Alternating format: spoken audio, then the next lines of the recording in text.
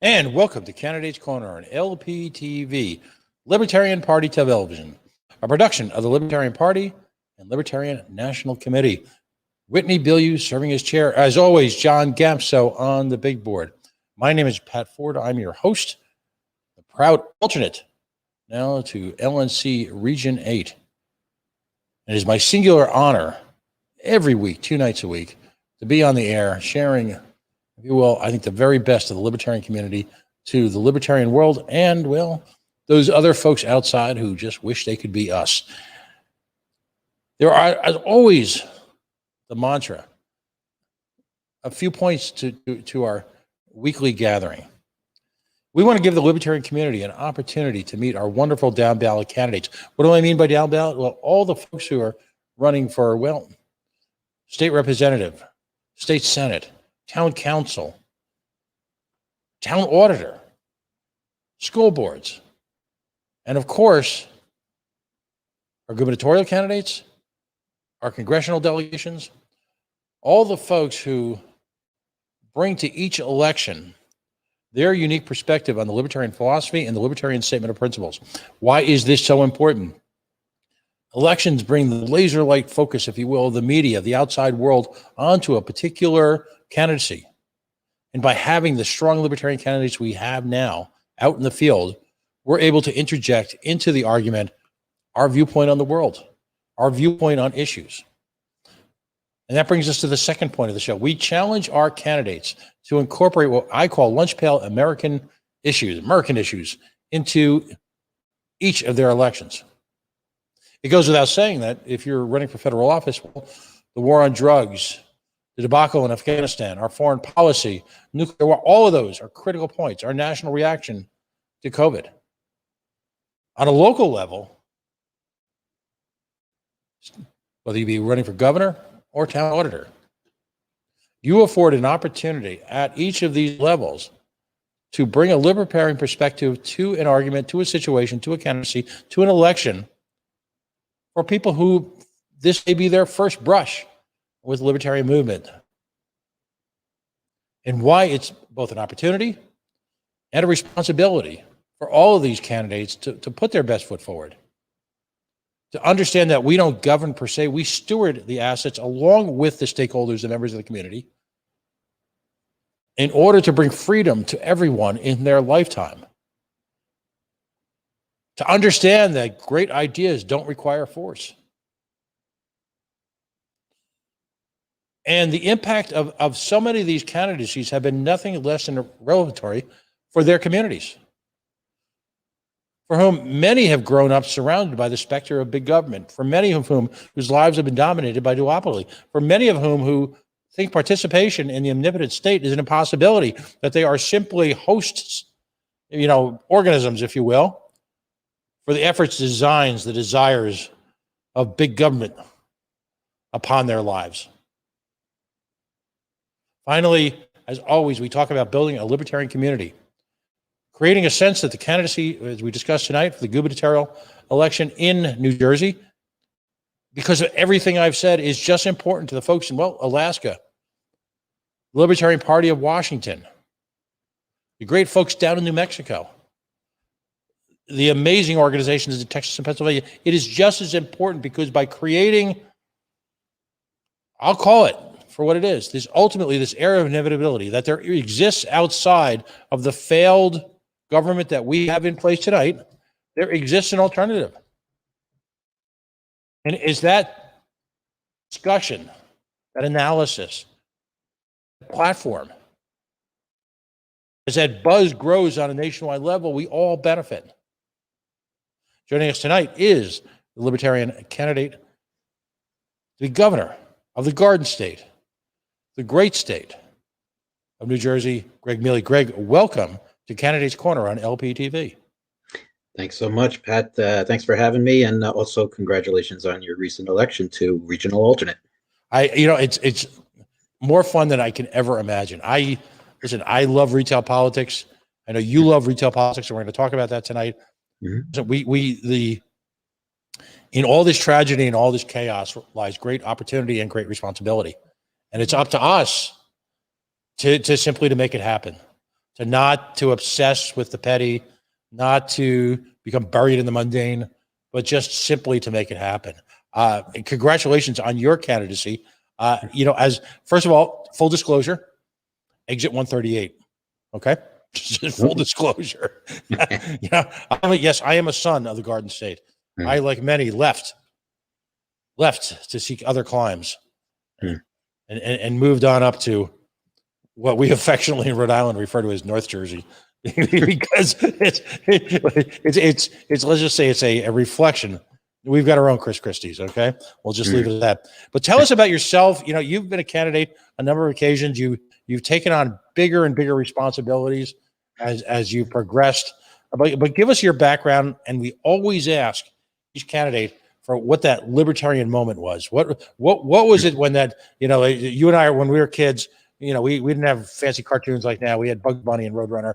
Yeah. When the little light bulb literally went off over someone's head. What was that moment for you? Okay.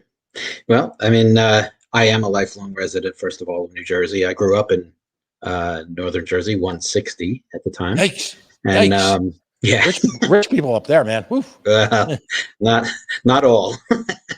Actually, we're in a pretty blue collar town, Rochelle Park, and we did struggle some for sure. But my grandparents came through Ellis Island to Manhattan. My parents met there, got married very young, as most did at that time, and came out of the city into Jersey, and that's where we were.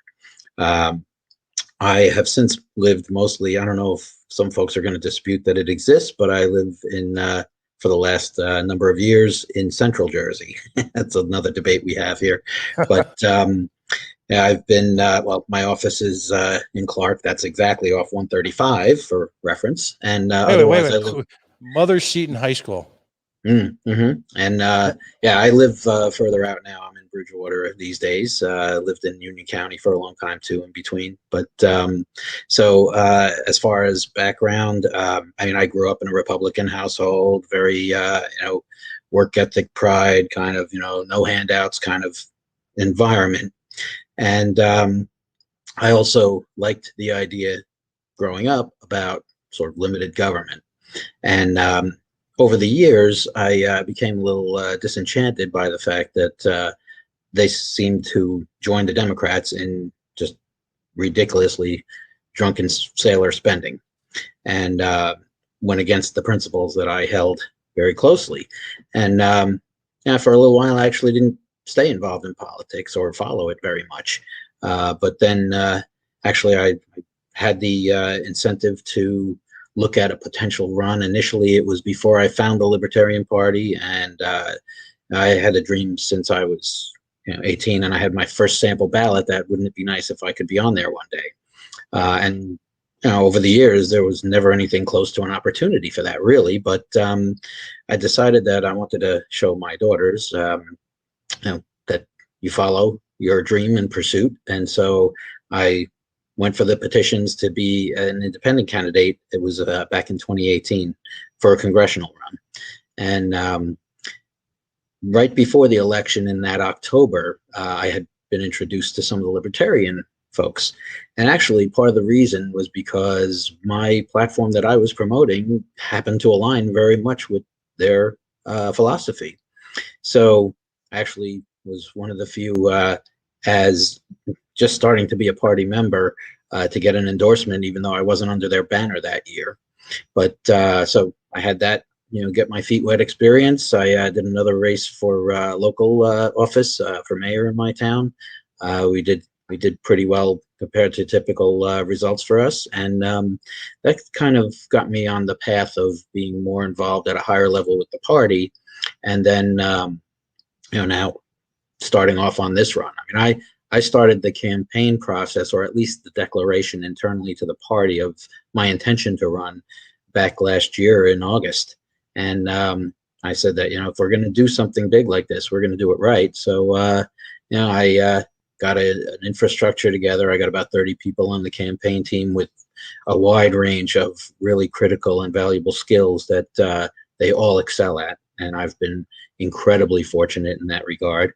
And so we put together the the social media, the website, all this kind of stuff. We put together our platform, solidified it, crystallized it, and by the time we got to our convention, which was March, we were in pretty good shape to secure the nomination. And then the petition drive started right away, and yeah, we hammered that one out. We went way beyond our requirements, so yeah, we were fortunate so far all the way. And right now, I'm actually in the middle of my second of 3 21 county tours of the state, where I've been going out and meeting people. I've been going to protests. I've been going to the Board of Ed meetings, especially where there's a lot of noise going on in New Jersey right now, and a whole bunch of other events whenever I can get to something. A big part of this show is to discuss with perhaps less experienced candidates the notion of campaign team formation, campaign formation in and of itself. Obviously, you honor the first and most important role, which is to start as early as possible. The type of things that you're started doing months ago, unfortunately, some candidates are starting to think about now, and that's way too late. How many folks are in your campaign team, and what was the methodology you followed to sort of fill that out to particularly for a complex statewide election? And I just want to say to folks, New Jersey obviously is a state I know a lot about. I know a fair amount about its politics. You've got really, and you're joking about Central Jersey, but there's even 2 Central Jerseys. I mean, you've got Middlesex County is traditionally, that 278 belt, Route 22 going out west, a little bit of 80. You've got that Central Jersey, and then you've got the Central Jersey that I consider Central Jersey, which is Elizabeth, Newark, Union, and as you put it, Union County. And at the same time, when you talk about states as melting pots, there is really nothing like New Jersey. No, New York City was traditionally the melting pot, right? Well, most of that's been priced out of New York City, and so you're as likely to be driving down a street in New York City. You're as likely to see a temple, a Methodist church, a Catholic church, any one of number of Indian or Southwest Asian groups represented on a given block, and all the combinations the same in a manner that's possibly unlike any other state in the nation. Say California, state of California.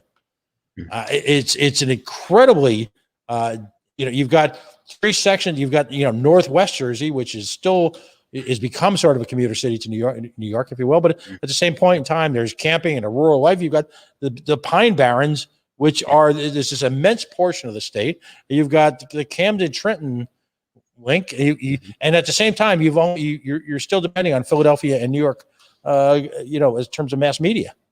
So yikes. that's a lot to get your arms around, and one of the reasons why I wanted to have you on tonight, because we need to generate support for your candidacy. It is a bellwether state. Yours is a bellwether candidacy. There's several gubernatorial races going on this year, which have amazing candidates. We've already had Natalie Bruno on from Oklahoma, and we've got a couple of more folks to go. So how did you lay out your campaign team, and what was your thought process behind embarking on this remarkable county by county by county by county by county trip? Yeah. Well, so far, first of all, as far as the team formation, I had seen where, and I have followed politics most of my life. I look at what the duopoly do, and we're talking about logistics, boots on the ground kind of things, and what seems to work. I figured, best thing to learn from is the people who are winning, right? And so there's no shame in following some of that lead in terms of strategy and again logistics. So I felt that generally speaking, we were getting out of the blocks too late. Pretty much, the years that I've been involved, the few years that I've been involved in the party. And I told people right in the beginning last summer, late summer into fall, we're getting the jump on this because we're going to keep up as much as we can with everybody else that's in competition. And, you see the result now in general is, we're getting invited to things as one of, quote unquote, the 3 gubernatorial candidates. And there are actually going to be 5 on the ballot, but the other two are smaller third-party candidates that aren't really doing much in the way of campaigning, advertising, anything like that. And it feels like we've been elevated to be in that top-tier conversation this year with the effort we've had. Now, as far as, once we got the nomination process out of the way in March and all went well, and I had decided already that, had that been successful, I would be looking to travel the entire state. Something that it's hard in the sense that you still don't get all the media attention that the other two get, but with that kind of persistence, we're looking to make that happen where it can't be ignored. And so during the month of May, mostly, we started at the tail end of April, was my first tour, and that was during the petition time as well. So it was a combination of, meet the candidate sort of thing, and, please sign a petition so you can, get us on the ballot and you can hear us the rest of the year and get some more ideas that maybe, look better than what might be offered so far from the other two. The tour now, which, is, again, sort of tail end of July, or well, I guess more toward middle of July to Labor Day, actually. And the first one, by the way, ended on Memorial Day. This tour will end on Labor Day, and it's really about get to know the candidate better, ask questions, have a real conversation, shake hands, look each other in the eye. Me asking people, certainly, I mean, what are your major concerns? What do you find is troubling about the state? What also do you like about the state, and what are you looking for more of in the state? And invariably, what's really nice is that it seems like whatever I hear from people, it lines up perfectly with our common sense platform, unlike any other. The others are extreme, and they've pitted each other against each other. And we're right in the middle, say, look, we have something for everybody, and we can offer a realistic and a practical solution to all the problems that are out there. So that's been great. And then the third tour that'll come after Labor Day, that will basically be focusing on sort of more of a town hall structured Q&A, and that's going to be we're deciding to do a tour of various diners early in the day for that tour. Because at night we're going to have a lot more of these Board of Ed meetings to attend, a lot more protest gatherings. So we have to be ready for those and sort of leave the later part of the day and the evening open for those as they pop up. So we're doing that third tour, like I said, early on in the day to try to get the coverage across the state again and give people one more chance to, see what's going on. And I don't mean that to say that it's the only chance. We are going to have other visits. I'm pretty much campaigning at least 6 days a week where I'm going out to meet people in some regard. So, I'm intending to keep that schedule the rest of the way through. We're also going to have, of course, major fundraisers coming up, and those plans are being revealed very soon. And we're just looking to make sure that people have all the opportunities we can give them to find out more about what we stand for, and hopefully they'll come out and be happy with what they hear. You talk about the rise to prominence, you breaking through that glass ceiling to get to that, to be counted in, to be mentioned in, to be discussed as, to be referenced to, the expanding, if you will, the number from the 2 to the 3. What type of media outreach did that require? And how have you framed your relationship with the New Jersey media? And again, we're talking about a complex. I'll use the other side's term, a media mosaic, to put it lightly. And I'll throw this out there. What's interesting about New Jersey to me is that it's one of the few states where the print newspapers, and they're in digital form, obviously, but the newspapers themselves still have maintained very prominent roles, don't they? Yeah, absolutely. And I mean, we try pretty much every avenue. I mean, we've had a lot of occasion where I've either called in to radio stations. We're preparing our prepared ads for advertising coming in these last 2 months. I've had communications director who's been sending out press releases on all the major events that have occurred along the way, our stand on them, that kind of thing. And it's just the combination of all that plus all the tour stops and everything else. Again, just like hammering every day. And I also am pretty active between me and my team on social media on all the accounts we have.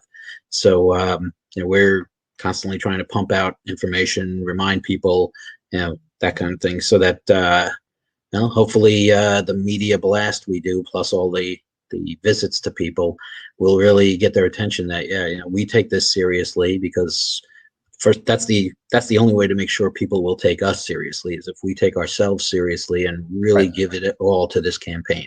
So people try to talk about, oh, what's a good percentage result that will make you happy in the voting. It's 50% plus one vote.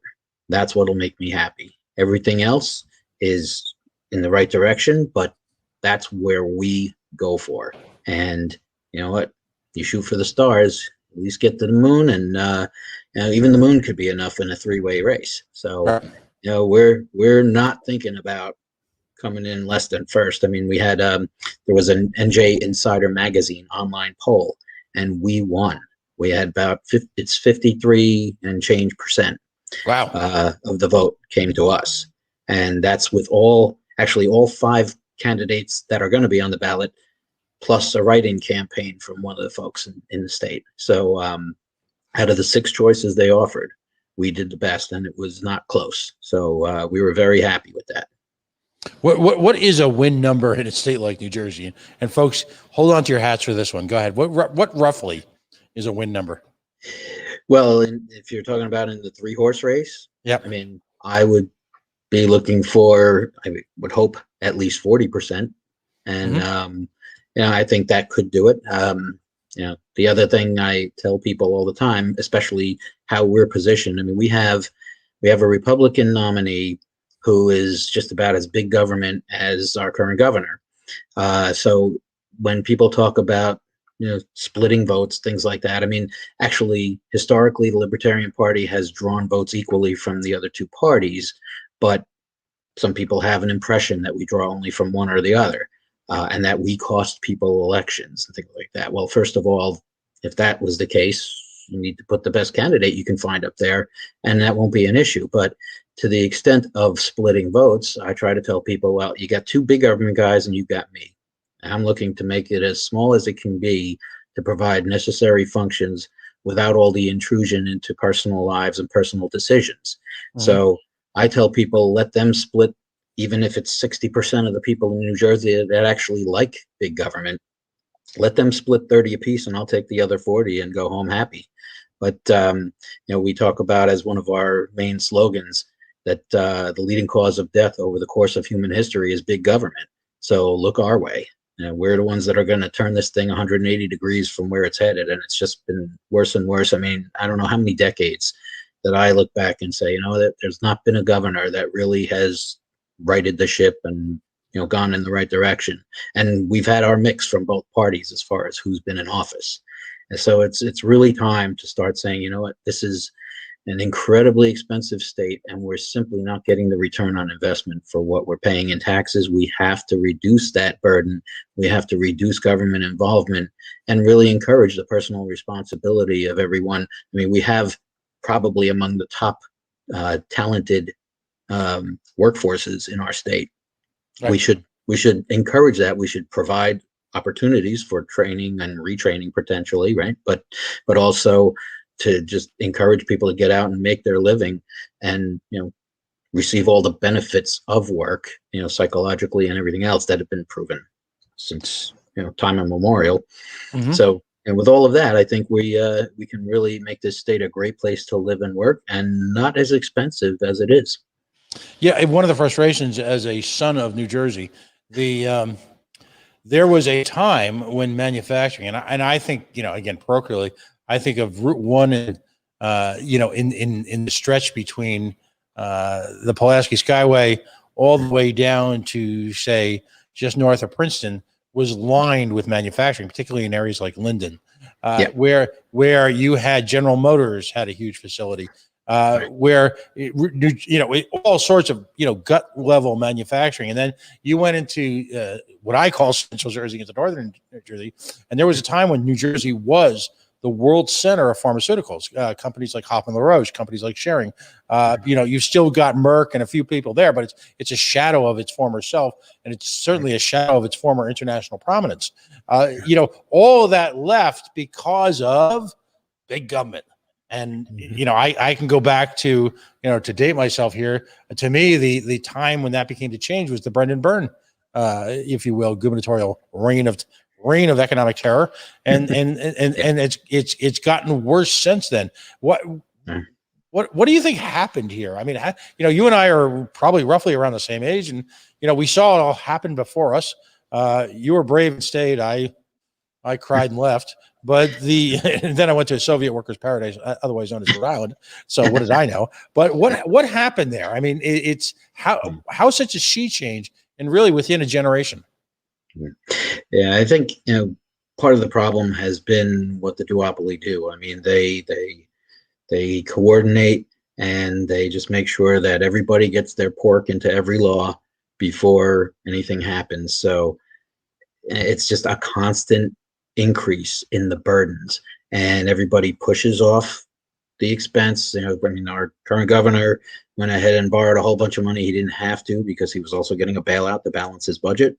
And now who knows where that is going to come from, as far as I should say, who's going to receive that money that's been borrowed, that the taxpayers are going to have to pay back over the coming years. Our children and grandchildren that are still here are going to suffer greatly. I mean, my daughters have left the state, and there's a lot of others that are heading out. I mean, I do a lot of real estate in my law practice, and I get so many people leaving the state, and it's without exception, they talk about the taxes. It's right. Just too much burden, not enough return.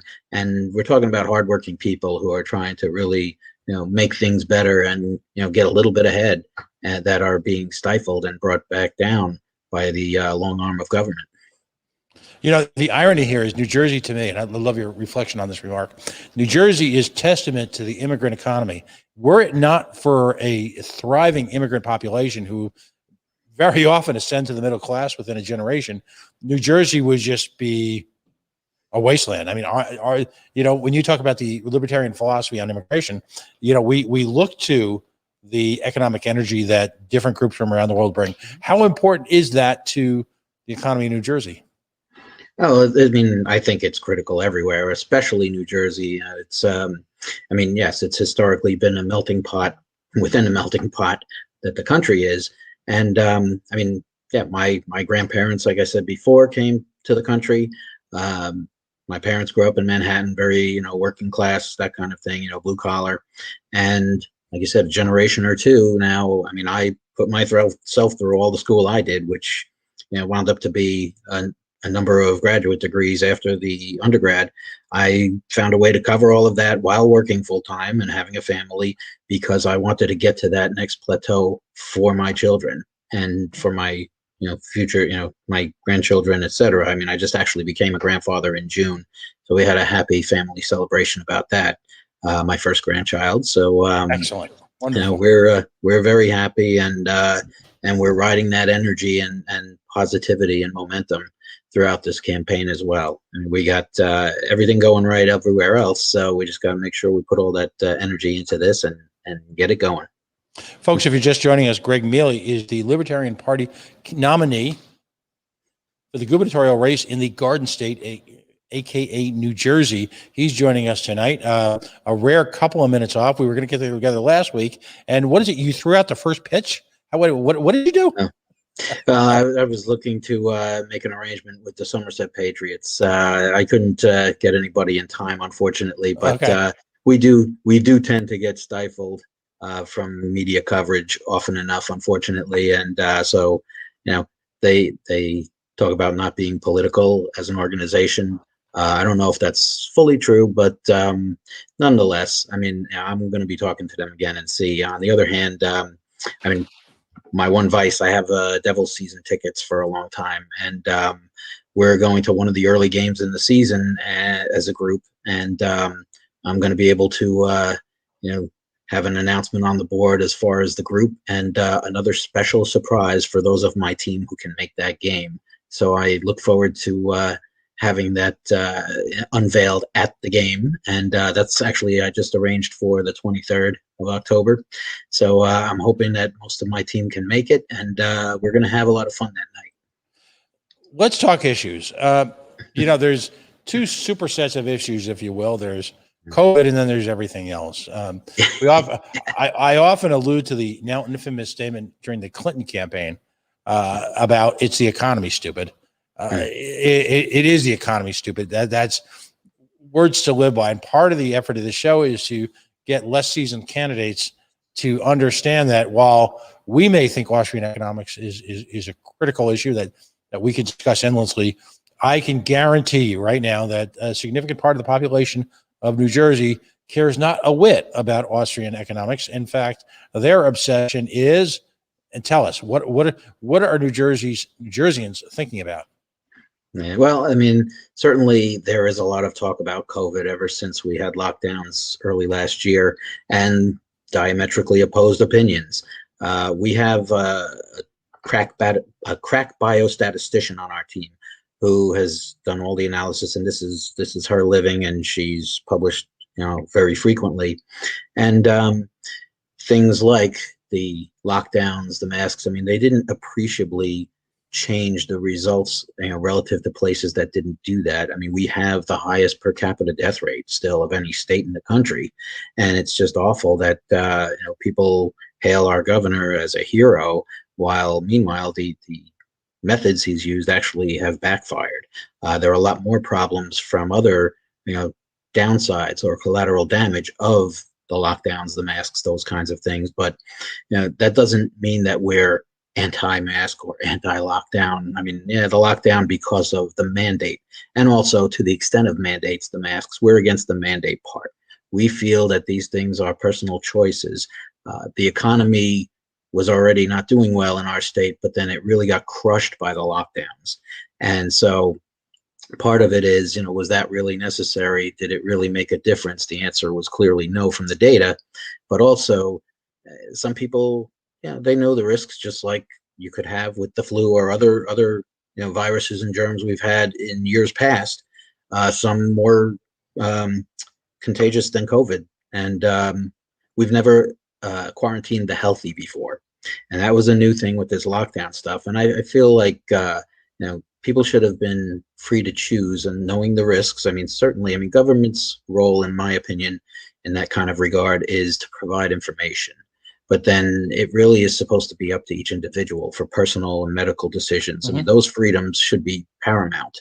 And if you are concerned about being exposed to other people, if you can arrange staying home or wearing a mask or whatever it is that makes you feel comfortable. I mean, everybody should have the chance to make that choice. But also the people who are not so worried about it, they understand how these things work, and at least basic sort of steps, preventative measures to protect themselves and still be able to go out and make a living and keep the economy moving. I think that's very important. And so we have a lot of problems now with, suicides and psychological issues, depression, anxiety, all this kind of stuff. And it's just the backlash from the method has been as much or more than the virus itself, as far as its impact on our state. So, we're really looking for people to use good common sense, figure out what they're comfortable with, and then they should be able to do that. I don't like the idea of these government mandates on anything. I think, as far as trying to bridge the gap between the vaxxers and the anti-vaxxers, for example, it really should be a matter of cooperation and basic human decency, which we all have. I mean, no matter what anyone says about the hate that's out there or whatever else. I mean, yes, there's a rise in hate in recent times, but basically most people are very decent people who will help someone in trouble in their neighborhood, for example, if they find out. So we have to rely on that kind of attitude, and also volunteerism, which we're also big on promoting. That's what's going to keep things in a good direction for our state, and also keep people happy and safe at the same time, at least as safe as you can be in an uncertain world. Absolutely. Let's, if you will, turn our sights on traditional campaign issues. Clearly, as you pointed out, and many people pointed out, taxes are, well, I mean, that's everything in New Jersey. Do you think folks understand, from your perspective as an attorney and as someone who's got a vast amount of experience in a variety of areas of the of business community, of business law, of business formation, of wealth creation, those crazy words, right? Do you think folks understand that something called the effective tax rate of a state is a singular component of business formation, whether it be large corporate formation, large corporate movement, acquisition, things like that, or just where to create higher level entrepreneurial business? Do you think people understand what an effective tax rate really means? I mean, short answer is no. I mean, I think, well, certainly besides the outflow of residents from this state, the other thing that we've seen, of course, is a lot of small business, especially shuttering their doors or leaving the state before they, to try to outrun it before it happens. But, the problem with the environment here, it's the most business unfriendly environment in the country. We rank last. And that's not good when that is the economic engine that drives things in our economy. It's what provides jobs for people. When some people can take the leap and take the chance of an entrepreneurial, small business opening, they provide work for other people, so they help support not just themselves. And the out of businesses in the last couple of years or so, particularly during the lockdowns, we lost 30% of our small businesses. And then the big corporations, I mean, the ones that are around who could provide a lot of jobs, many have left the state for less expensive terrain, and it's hard to blame them. Unfortunately, we don't make it attractive for business here. Right. So we have to do something to turn that around and make it a place where people want to be. And that's the residents as well as the businesses at every level. Because part and parcel of that component is the fact, not the notion, not the thought, but the fact that folks or businesses with capital, with money, with investment have choices, don't they? They can, there's no contract there, and there is no adherence, there's no real loyalty anymore to a particular region, because ultimately the responsibility of a business is not to folks in the community. It's not to changing global climate change. It's not to fill in the blanks. The sole responsibility of a business is to provide profits ethically to its owners or shareholders. It really is that simple, isn't it? Well, yeah, that's the bottom line, and that is the ethics. And also, I mean, I think, again, that also provides employment and income for many other workers. So, when the environment is right to grow a good business that does, again, perform ethically, and to do that does not require tons of red tape. I mean, it's really, more quality control that, if you don't do a good job with your business and producing products or providing services, you're going to go under because people just aren't going to come to you. So if we can get that kind of environment where, the companies are doing what they need to do to be successful, to produce a quality product, for example, then people will be happy to pay a fair value for that. And that will be the return for the shareholders too, for the larger corporations. So in that respect, I mean, big corporations, for a long time had the bad rap, like, okay, they're greedy, they take and take and take. And there has been some of that certainly in history, but they also will provide on many occasions, a product that's worthy of the income they make in many situations. So if we can let the free market work that way, I think people would find that, yes, they're doing a good job of making life better for all. And also it's the wealth creation that gets handed to the employees to generate their part of income that then they can spend. That's how the free market works. And any kind of artificial hand of the government on the free market makes it less efficient. Right. So, if we can get the businesses to do what they do best and leave them to do that. I mean, there are also consequences if they do something wrong. It's not that they're not being watched and they're, going, running amok and harming people all over the place. I mean, they will be stopped if they try to get away with something like that. Now, the natural result is going to be lawsuits as well as people stopping to buy, buying their products or asking for their services. So, that shakeout will happen, and they will get either straightened out or go under, like they should in that case. I want to get to education, but tell us in a nutshell where you would begin tax reform in New Jersey. It strikes me that having seen your site, you've got you've got a philosophically pure approach to it, but at the same time, you're eminently practical. What's the first step? Is it the onerous property taxes? Is it corporate income tax? Where do we start first in New Jersey?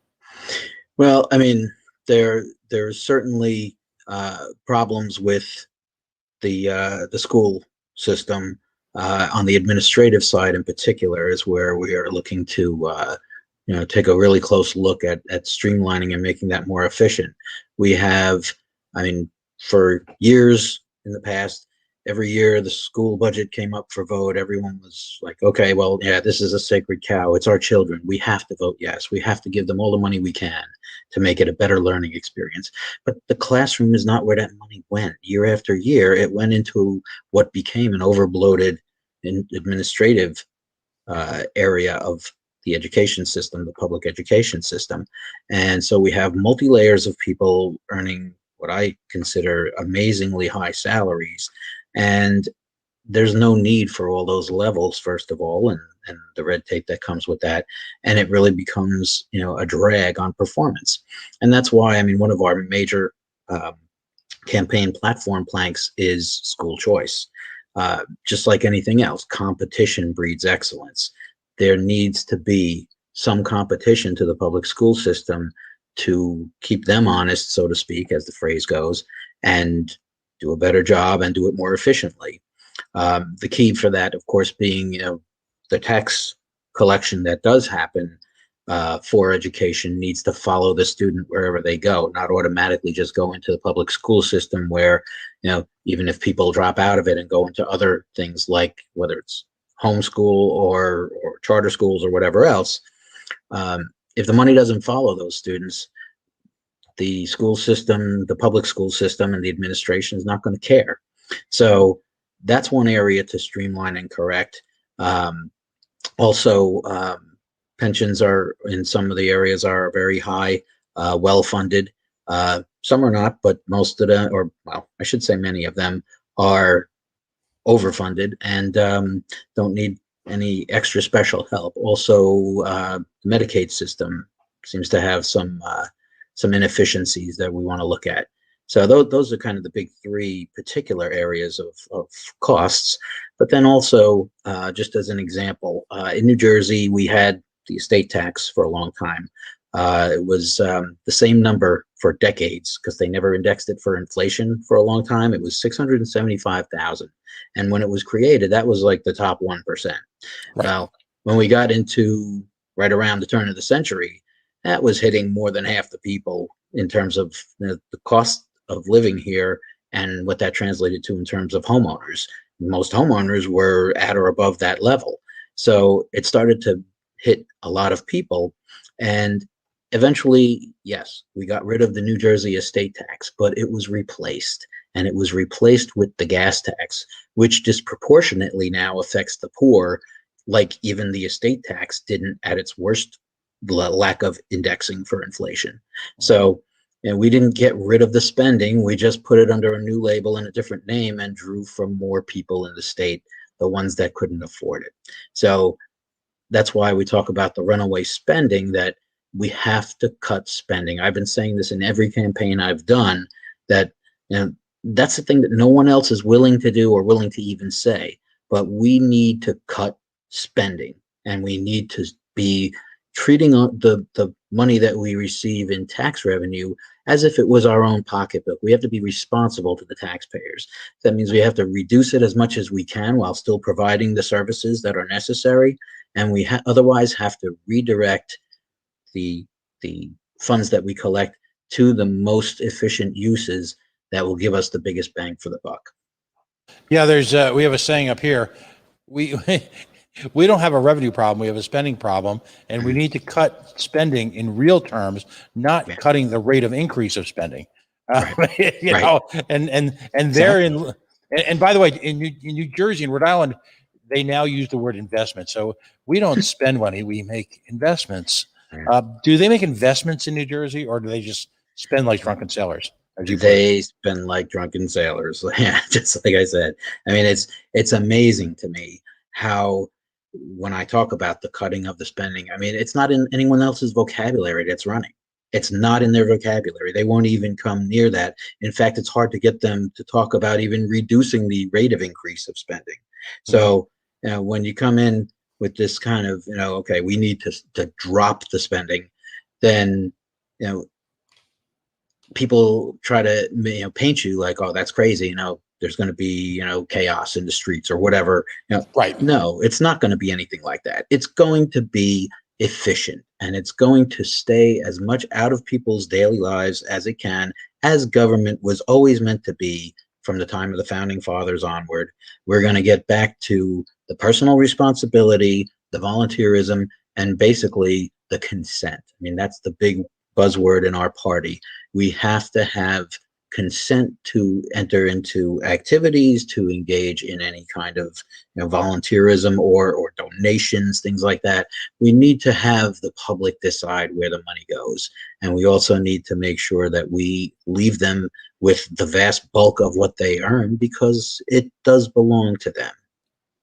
I'd like to throw out a concept to you, and I'd love your reaction to this. We have entered, and when it comes, you mentioned the word volunteerism. In my mind, we've entered sort of a volunteerism death spiral, and here's why. Government, in its never-ending quest to grow, continues to eclipse parents' responsibilities and parents' involvements in their lives and in children's lives, and they take over different aspects of their lives.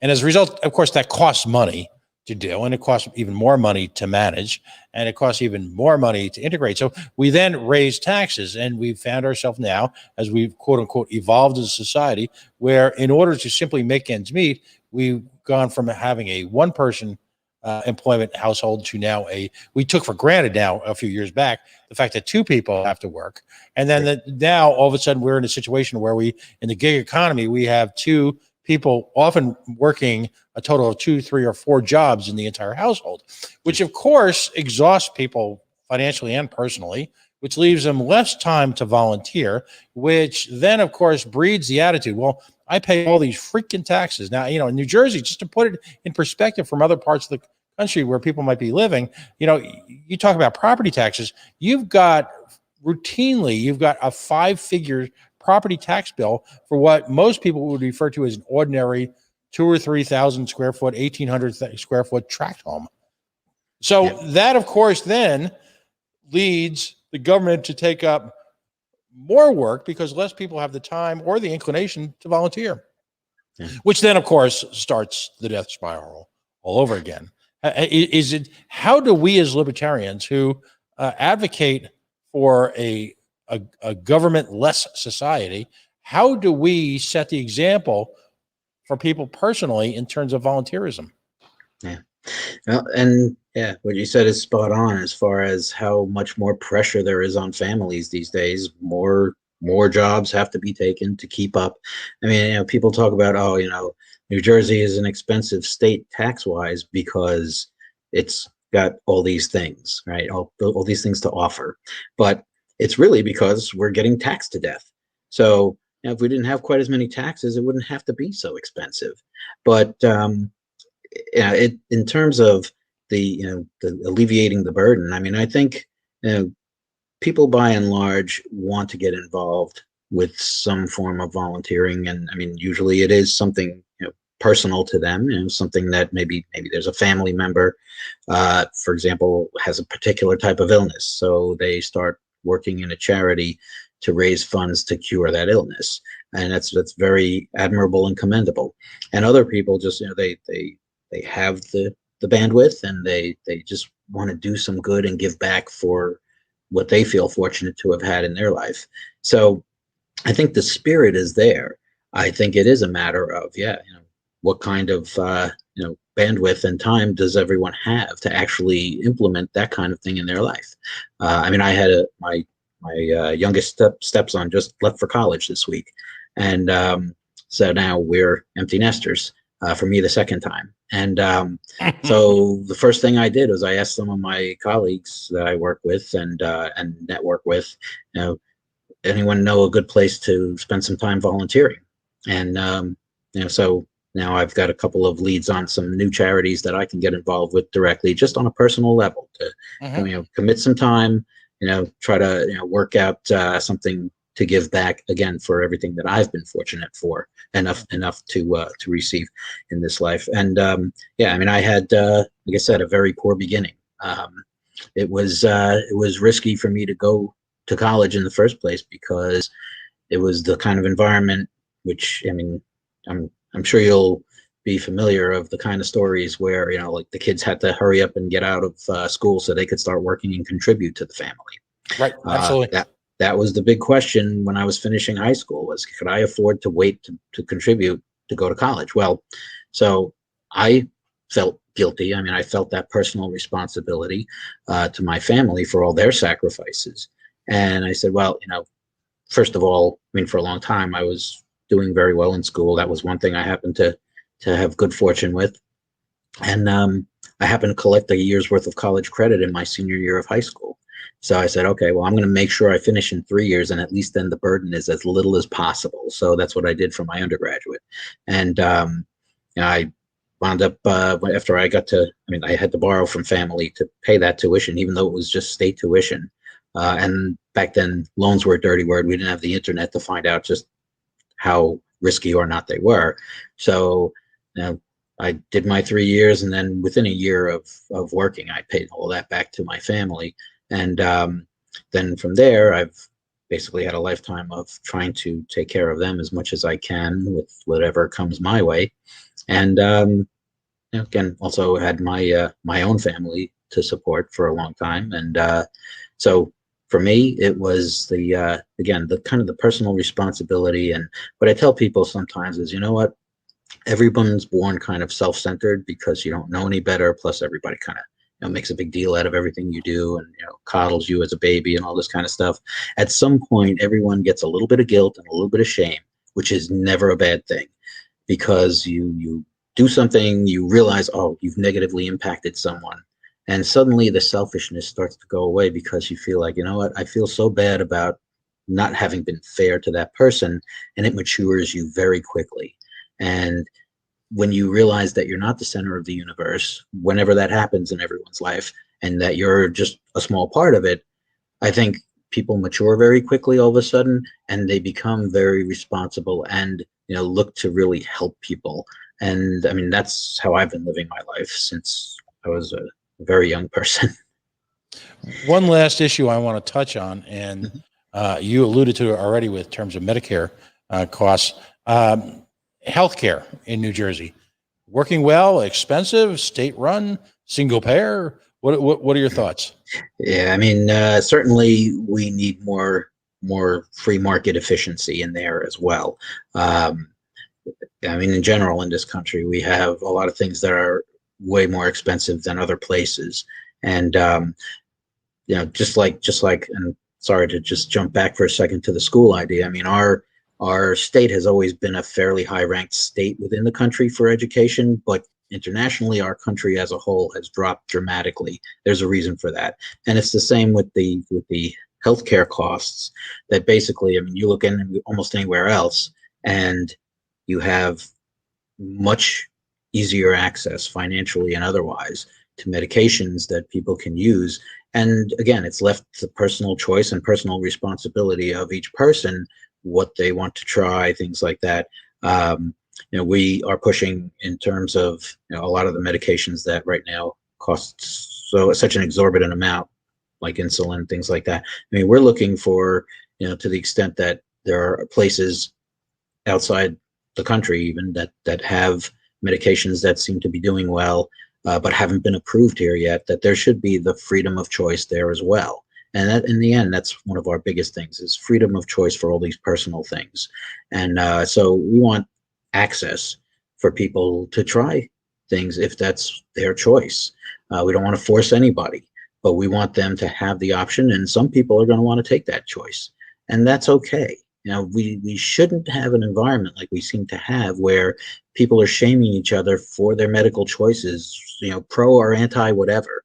It's really something that people should be cognizant of, the fact that every human being has a different situation. They have a different set of priorities. They also have a different level of what they feel are safe steps to take or precautions to make life function the way it was meant to be.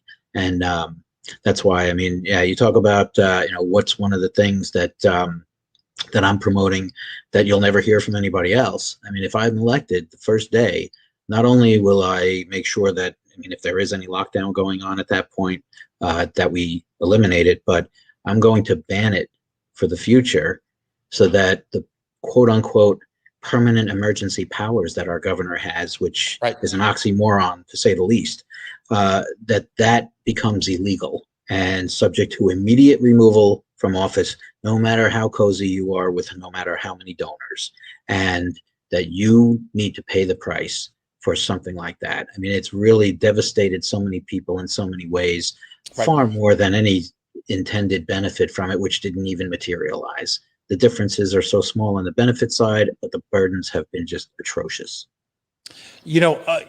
So much of the impact of these lockdowns has been reflected in the anecdotal.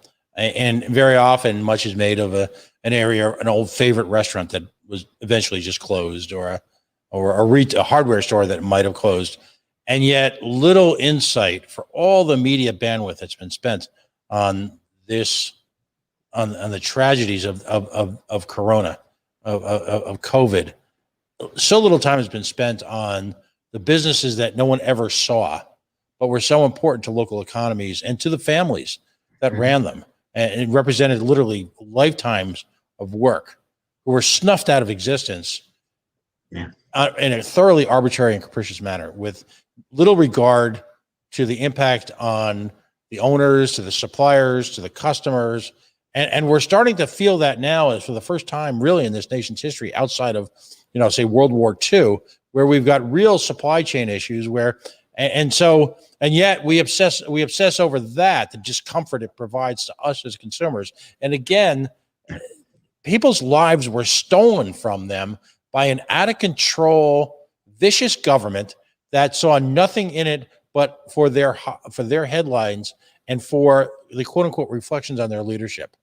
How do we as libertarians, and I want to make sure you have time for what we call shameless self-promotion, but how do we as libertarians, during the political process that we're about to jump into this year and in the midterms, bring light to that economic freedom and life choices should not fall victim to literally an evil government?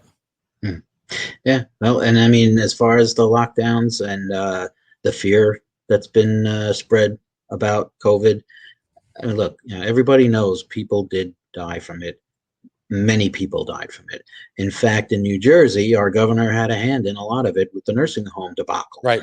But putting that aside, we have nothing but sympathy and condolence for every single person who lost a loved one. The people who are left behind suffer just as much, just about.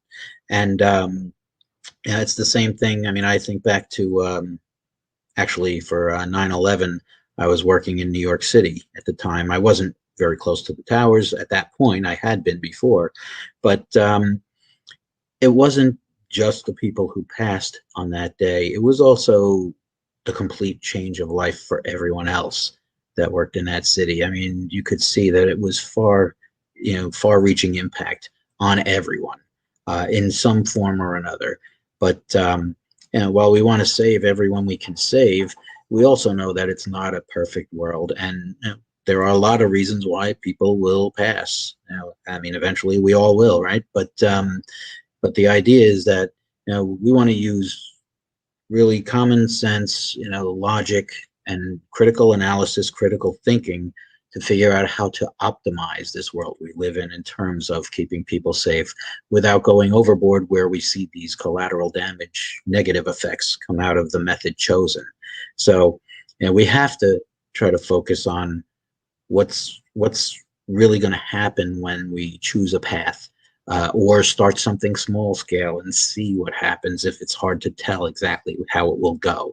But we shouldn't be taking such drastic measures that certainly our current governor has taken. It's just been nothing but negative, and that's why we're the worst in the country. And so if we could undo some of that at least, or at least focus on really paying attention to the data. I mean, the data is out there if people will look at it, but the media doesn't promote it, and many people don't have the time or energy to go look for it. And they keep it well hidden so that they don't see exactly how it's gone. We need an improvement there. We need more transparency with the information that the government does do research on. And I think if that was provided, clearly and without any kind of massaging or bias or anything like that, I think everyone would be happier. I mean, as far as the news, where's the old Walter Cronkites of today? They're not around, right? Because they don't just tell us facts anymore. They tell us opinions as though they are facts. And it's the same thing with government. They twist the information to some degree to fit whatever theme they want, whatever narrative, as we call it. And then they use that to push their agenda. And, the government's not supposed to be pushing an agenda on us. They're supposed to be figuring out what works best for us, the public. Well, I've loved this conversation tonight. We've kind of strayed tonight from the typical candidate's corner. It's more been a philosophical conversation from two gents with a few years between us, right? Well, you asked for it by inviting an attorney. So I can talk. No, great stuff. Hey, listen, will we see you at the candidates training in Atlantic City? Will you be making an appearance at least? I hope. Oh, sure will. No, I'll be there that weekend. Mm-hmm. We have actually we're planning on trying to set up a big fundraiser for the Friday, and then Saturday and Sunday I'll be there for all the courses. Yeah. Mm-hmm. Excellent. I look forward to meeting you finally. Same here. I'm making a trip back to the home country, to the old country, right? My father's side would use that term a lot. The old country. That's the Italian side. Mm-hmm. The Irish side. I grew up in a town that was predominantly Italian. A lot of folks who were, we used to say, they were directly. I'll just say this: they were directly from Italy. And I was the Irish kid. So there you go. Understood. Yep. But so it'll be great to see him. And folks, we're going to do a plug for AC in just a minute, but engage in what we lovingly refer to here as shameless self-promotion. Your race this year, listen, all these races are critically important, but your race, just in terms of the scale, the efficiency of it, the way that you've campaigned aggressively, the way that you brought a libertarian message to a state. I guess the term I'll use is moribund. Is that a good word? I'll take it. Yeah, there you go. In a place, wow, when you think of a community so capable of taking the libertarian philosophy and message and statement of principles and running with it is New Jersey, yet a state so seemingly stuck in the mud, so seemingly incapable of getting out of its own way, so seemingly held hostage by the duopoly is New Jersey. So again, I'll use the word dichotomy again. There is this strange dichotomy that exists with New Jersey. So your race is critical, and it's important that libertarians around the country send you a couple of bucks. I mean, I say every week, one of the challenges we face is that we run against candidacies and against political machines that manage to draw resources in the age of Bernie Sanders. All right. A few bucks from a lot of people. Yeah. And that's what we have to start doing as a community. $5 here, $10 here. We understand people are strapped. We understand that this has been a difficult year, but your candidacy is among several, but one of the more prominent, that if the money spent here in New Jersey will resonate, I believe, given the proximity to New York City, given the vibrancy, the size of New Jersey, literally around the country. So where can folks donate to you? How can folks in New Jersey who in the next few weeks may hear this for the first time about your candidacy somehow, if they haven't heard about it before, where can they participate? And where can Libertarian Nation help you out? Yeah, well, all of it is central to, and even though we don't like centralization, but our website, it's www.meleforgovernor.com, right there on the screen. That is where everything resides as far as central sort of repository. So we have all over the place on that site, and we also have places to indicate willingness to volunteer, things like that. And we have an army that's growing, so we're hoping to get more. Yeah, I mean, I hate to ask for money from everybody. It goes against my upbringing, like I was talking about, the pride, the work ethic, the don't take any handouts. But, you know, you just can't survive in this, you know, arena without that. And so, yes, I do hope that everyone can provide whatever they can spare to be able to grow this campaign, really get the word out more effectively every day than the day before, and just keep moving in the right direction so we can get some real notice from some real heavy hitters. And I had one person who is actually in one of the other parties, but is a friend, and you know, his indication to me was, you know what, there's never been in his many years of following political campaigns, he's never seen a third-party gubernatorial campaign being talked about nearly as much as this one is. And I am so grateful for that, because it is my team. I mean, I told them way before the nomination, for when I first started talking to people about helping me on this, as you know, I formed the initial group on the team. I said, you know, we can't do it, you know, just with a couple of people, and certainly I can't do it alone. I would not have nearly the successes so far that I've had without my amazing team. And I love them all. They're terrific people, and they're dedicated, like I am, to making sure that this word gets out, and hopefully we can turn this state around. Well, great stuff. John's flashing up right now. The link again one more time, meleforgovernor.com. There you go. Please folks, take a moment, find a way to help. There are so many different ways you can help when you look at when you look at states that are just geographically diverse. New Jersey feels like it not only occupies different worlds, different time zones, different planets. And when we look at states like New Jersey and Oklahoma, just to name a few, in Texas and states like that, where we're opposing these machines, these vast machines, that resources are everything. So again, a couple of million people voted for Joe Jorgensen for president. If we can get just a couple of dollars from half of those people, wow. You know, and if you have a takeaway from tonight, it's the feeling that money invested in this campaign, I'll use their word, right? Invested is money going to be spent with a degree of efficiency that our governments could only hope and dream to replicate. Gregg, hang on for a second, because I want to take just a moment, and then I want to give you one last sort of elevator pitch. Folks, before you sign off for tonight, I just want to remind everyone that there are still openings in Atlantic City, although it's filling up quickly, and hotel space is at a premium. But please go to lp.org, and you'll see links there for the regional affiliate candidate training.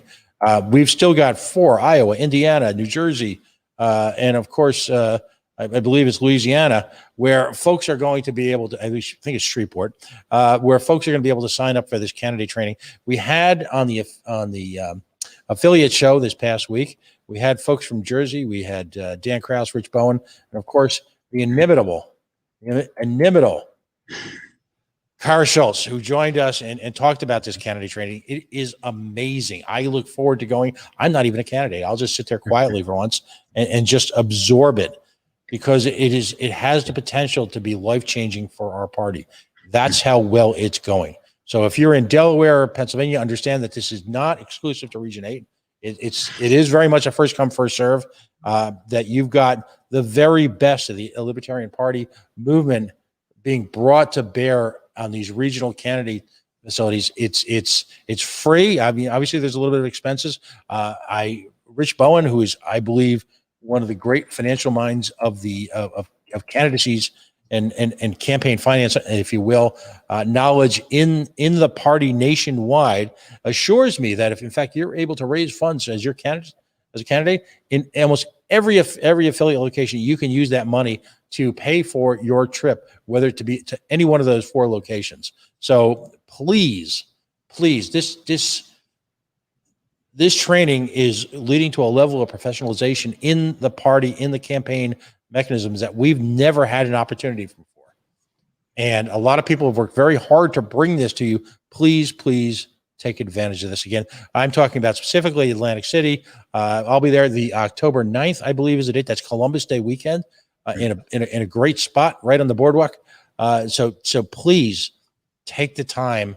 There is training both for candidacies, and of course, I haven't even spoken about the training that's available for, if you will, affiliate level positions, state chair, folks who are running county affiliates. So wonderful opportunity. Gregg, let's go out with give us that 1 minute elevator pitch. If you're speaking to the Libertarian Nation, if you're speaking to the people in New Jersey, what does a Gregg Mele gubernatorial win mean for the Garden State? Well, it means heading in the best direction possible. Like you said before, the worst cause of death, the leading cause of death over human history is big government. And we're the only ones looking to become fiscally responsible, get control of the budget, and really make life better and make it attractive to be here. When I was a kid, we loved being in New Jersey. There was a lot of good things here, and it's just deteriorated so much because of the irresponsible leadership we've had.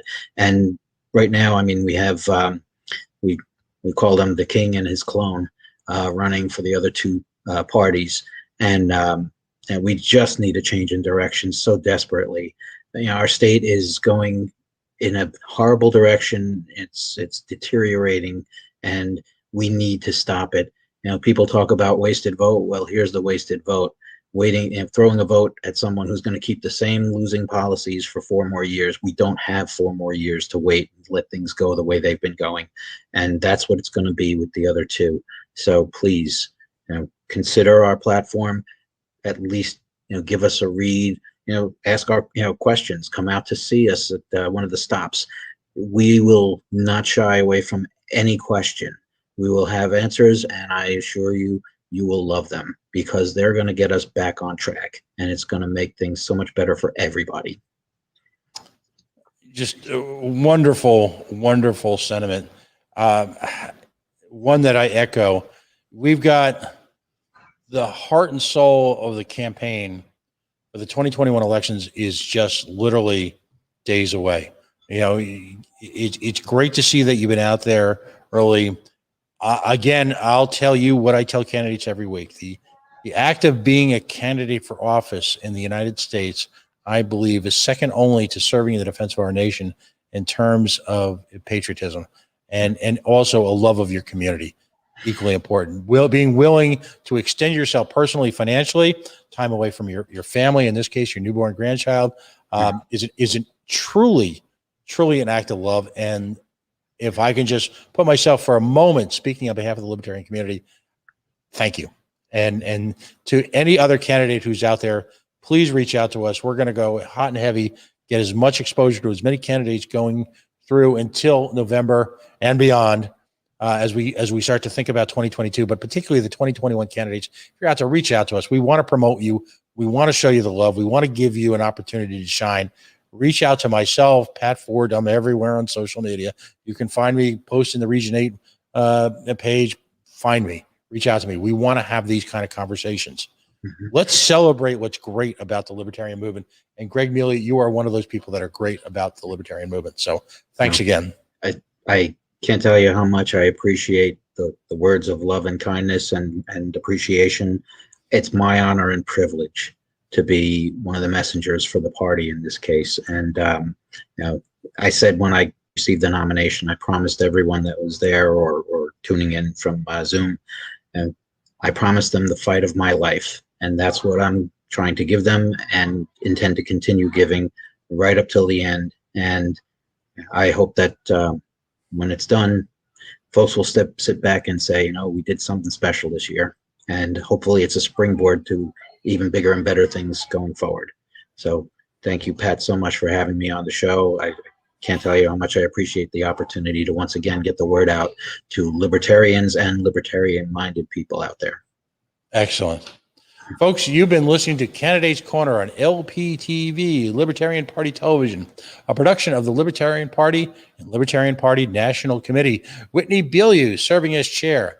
As always, a big thanks to John Gapso on the big board. He's the one who brings us the fun graphics and the maps and the vote totals and the candidates' names, all that great stuff. My name is Pat Ford. I'm your host. You'll see us again live on Monday night.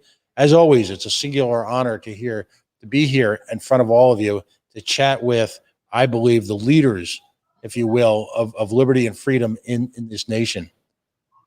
Folks, be safe this weekend. For folks on the Northeast coast, be careful. We're expecting some rough weather up here, so I hope you'll keep us in all your thoughts. And for all the folks around the world who are seeking liberty, whether it be the folks who are the unintentional yet victim of incompetence and stupidity in Afghanistan, for the ongoing chaos at the border with regard to immigration justice, with the madness that is our strategy, our reaction to the pandemic, all of that. Give your best efforts. Let's get to work. Have a great week.